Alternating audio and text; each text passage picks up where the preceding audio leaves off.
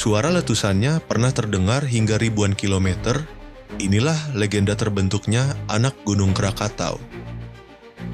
Konon, sebelum Selat Sunda terbentuk, wilayah ini adalah daratan luas dengan kerajaan kuno yang dipimpin Prabu Rakata, raja penjaga keseimbangan alam. Namun manusia mulai serakah. Perjanjian dilanggar, pertikaian terjadi, dan keseimbangan dunia pun runtuh. Sang Prabu Rakata berdoa memohon petir dan bara api dari langit. Krakatau meletus dahsyat, bumi berguncang, langit menggelap.